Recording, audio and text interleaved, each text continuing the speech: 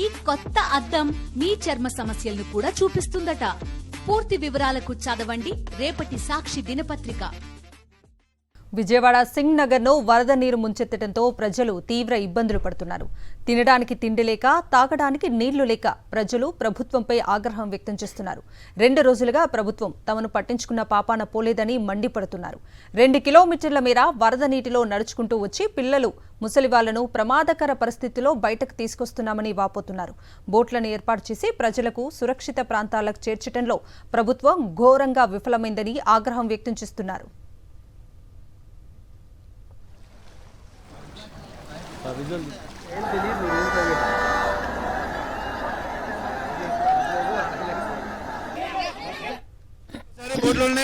కనీసం చిన్నపిల్లలు హాస్పిటల్కి తీసుకెళ్తానో ఎవరు ఎక్కించుకోవట్లా, ప్రెగ్నెంట్లు కూడా తీసుకెళ్లట్లేదు. వాళ్ళు కేవలం డబ్బులు ఇచ్చిన వాళ్ళు అయితే మోసుకెళ్తారు.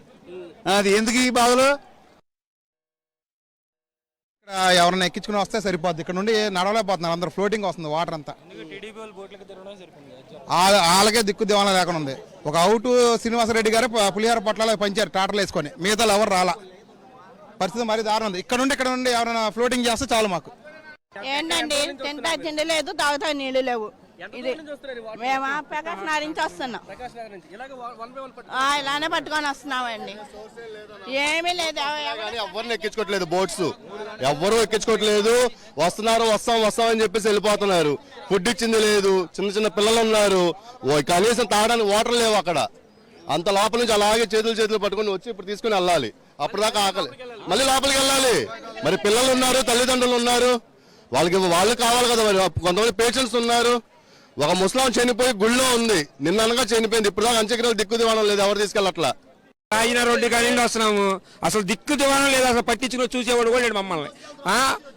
మమ్మల్ని అసలు చూసే నాయకులు కూడా లేడు, ఎవరు లేరు అసలు. అప్పుడు ఓట్లు మా అక్కడి నుంచి మోసుకొని వస్తాం, మళ్ళీ మోసుకొని వెళ్తున్నాం. మళ్ళీ అది ఒకటి కాదు, ఏరియా మొత్తానికి ఒక మనిషి చూసిన వాడు లేడు. అందరి నుంచి వచ్చి మళ్ళీ మోసుకొని వెళ్ళాలి. నీళ్ళలోనే మళ్ళీ ఫుడ్ కూడా.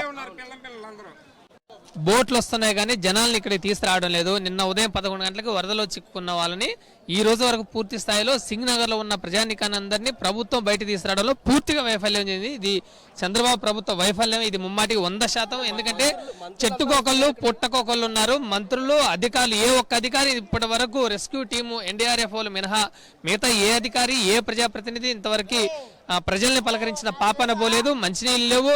తర్వాత అపార్ట్మెంట్లో ఉంటున్నారు, వాళ్ళందరినీ కిందికి తీసుకొచ్చి వాళ్ళని సేఫ్ సైడ్ తీసుకెళ్లాల్సిన బాధ్యత ప్రభుత్వం మీద ఉంది. ఇప్పటికైనా ప్రభుత్వం స్పందించి వాళ్ళందరినీ శరణాలయాల్లోకి తీసుకెళ్లాలని డిమాండ్ చేస్తున్నాం.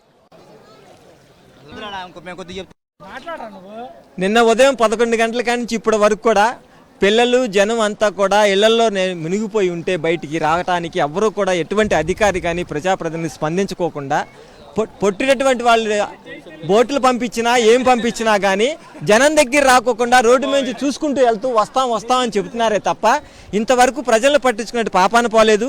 24 గంటల పైన అవుతుంది. 24 గంటల నుంచి పిల్లలతోటి నీళ్ళలోనే ఉన్నారు. స్పందించినటువంటి అధికారి కానీ ప్రజాప్రతినిధి కానీ ఎట్టి పరిస్థితులు లేరు. ఎంత దారుణమైన పరిస్థితి అంటే సామాన్యుడి దగ్గర నుంచి హై మిడిల్ క్లాస్ ఎంప్లాయీ వరకు కూడా ఈరోజు దేహి అని ఎదురు చూడాల్సిన పరిస్థితి ఏర్పడింది. పేరుకి అపార్ట్మెంట్లో ఉన్నారనే కానీ వాళ్ళకి తినడానికి తిండి, నీళ్లు, మంచినీళ్ళు కానీ ఎలాంటి సదుపాయాలు లేక వాళ్ళు కూడా దేహి అనే పరిస్థితి ఏర్పడింది. అంటే ప్రభుత్వం సాధారణ ప్రజలు కానీ, మిడిల్ క్లాస్ కానీ, డబ్బున్న వాళ్ళు కానీ, డబ్బులు లేనోడు కానీ ఏమీ పట్టించుకునే పరిస్థితి. ఎంత దారుణమైన పరిస్థితుల్లో ఇరుక్కొని వచ్చారంటే జనాల్ని, జనంతో మాకు సంబంధం లేదు, మేము అధికారంలోకి వచ్చాము చాలు అని చెప్పి అనే పరిస్థితిలో ఉన్నారే తప్ప ఎవరూ పట్టించుకునే పాపాన పోలేదు.